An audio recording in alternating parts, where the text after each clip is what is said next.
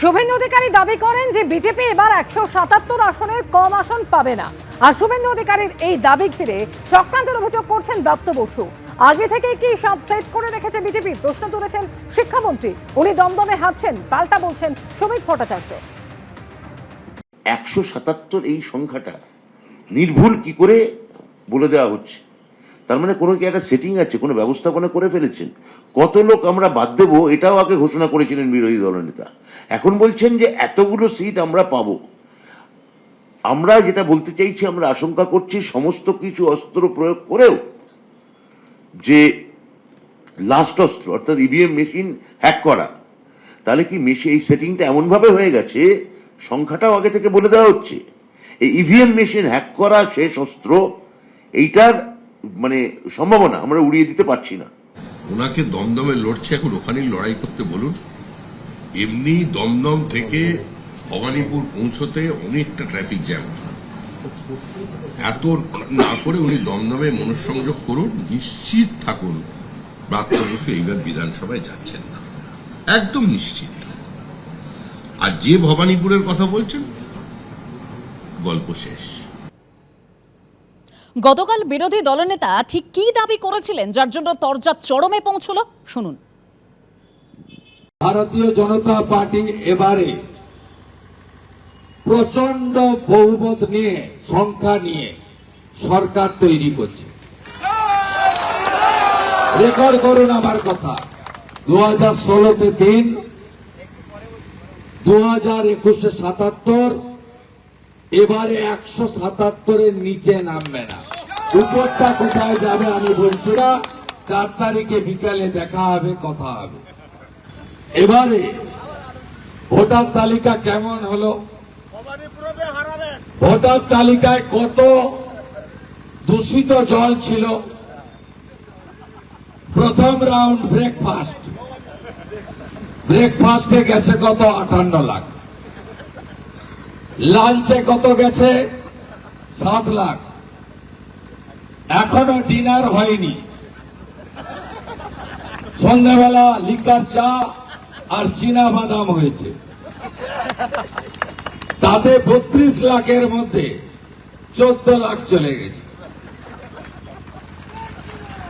আরো বাকি কত, 28 লাখ। তাহলে এই মুহূর্তে কত গেছে, 79 লাখ।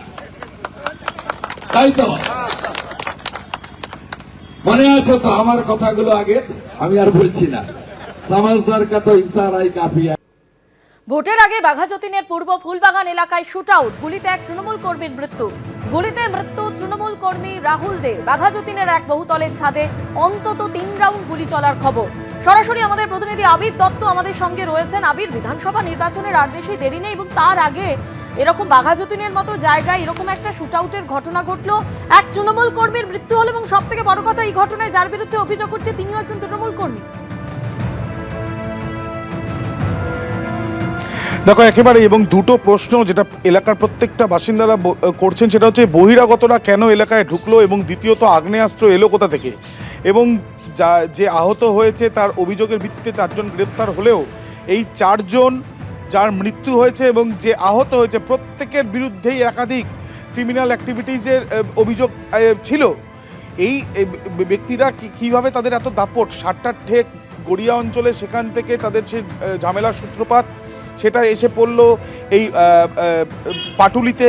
এবং এই ঘটনার পর আমরা দেখেছি যে সিপিএম প্রার্থী যাদবপুর কেন্দ্রের বিকাশ রঞ্জন ভট্টাচার্য তিনি আসেন এবং তিনি এসে কিন্তু স্পষ্টত বললেন যে পুলিশের যোগ রয়েছে, পুলিশের মদত ছাড়া এদের বাড়বাড়ন্ত হতে পারে না।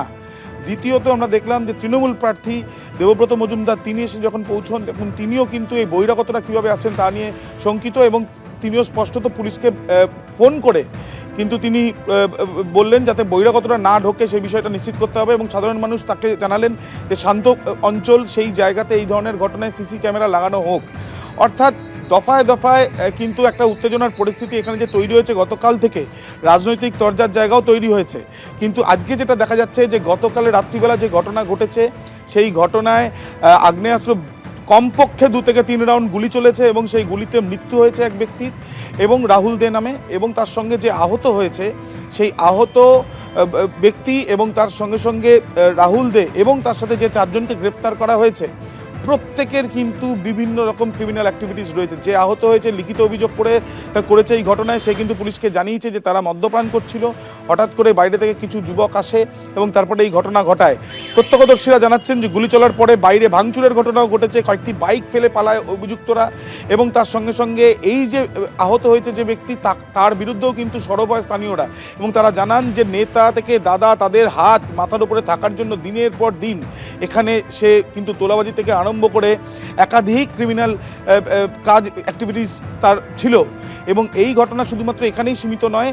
সিপিএম প্রার্থীর তরফ থেকে এটাও অভিযোগ করা হয়েছে যে এই ধরনের লোকেরাই দিনের পর দিন যখন নির্বাচন হয় তখন সাধারণ মানুষকে ভোট দিতে গিয়ে বাধা দেয়, এজেন্টদের মারধর থেকে আরম্ভ করে ভোটেও এদের সক্রিয় ভূমিকা থাকে।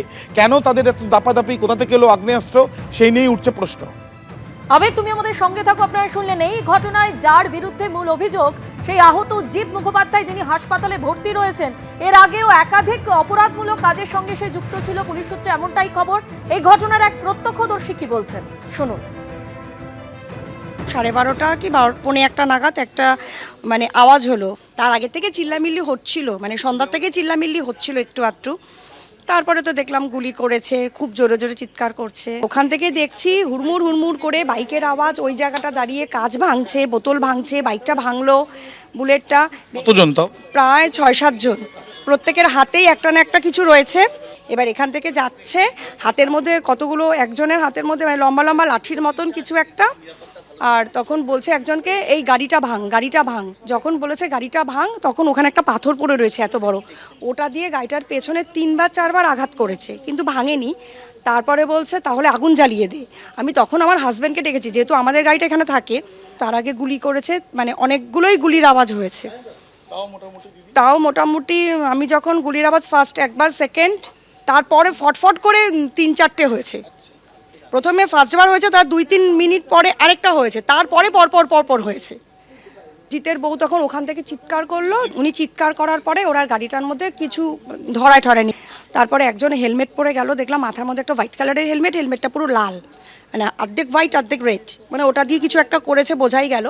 বাঘা যতীনের শুটআউট আর এই ঘটনায় 4 জনকে গ্রেপ্তার করেছে পুলিশ। ধৃতদের নাম দীপ রায়, বিধান বন্দ্যোপাধ্যায়, রাজা বণিক ও জয়ন্ত ঘোষ। ঘটনাস্থল থেকে বেশ কয়েকটি বাইকও বাজেয়াপ্ত করা হয়েছে। পুলিশ সূত্রে খবর, একাধিক অপরাধমূলক কাজের সঙ্গে আহত জিৎ মুখোপাধ্যায় জড়িত থাকার অভিযোগ। জিৎ মুখোপাধ্যায়ের বিরুদ্ধে একাধিক অভিযোগও জমা পড়েছিল থানায়, তাতে কোনো কাজ হয়নি বলে অভিযোগ। কিছুদিন আগে এলাকায় আগ্নেয়াস্ত্র নিয়ে দাপাদাপি করতে গেছে জিৎ মুখোপাধ্যায় এবং রাহুলকে অভিযোগ বাসিন্দাদের। স্থানীয় কাউন্সিলরকে জানিয়েও লাভ হয়নি বলে দাবি স্থানীয়দের। পুলিশের প্রাথমিক অনুমান, টাকা পয়সার লেনদেন সংক্রান্ত কারণে খুন করা হয়ে থাকতে পারে রাহুল দেকে। তবে কি সিন্ডিকেট বিবাদে খুন তৃণমূল কর্মী? এই ঘটনায় সেই প্রশ্ন উঠছে।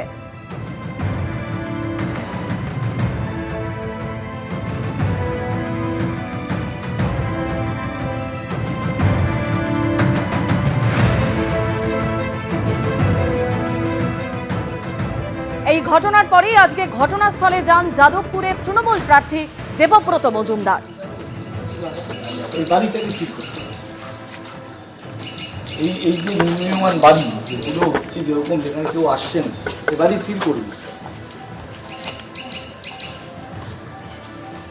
এই বাড়ি দীর্ঘদিন পড়ে থাকলে এখানে ইসে হবে, রয়েছে ওপরে মদের মধ্যে সব।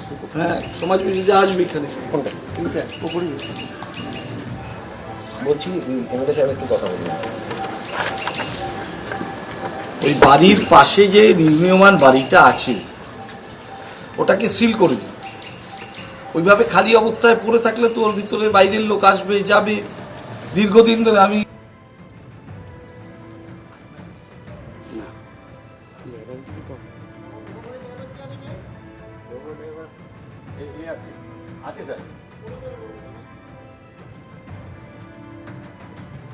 এবিপি আনন্দ, এগিয়ে থাকে, এগিয়ে রাখে।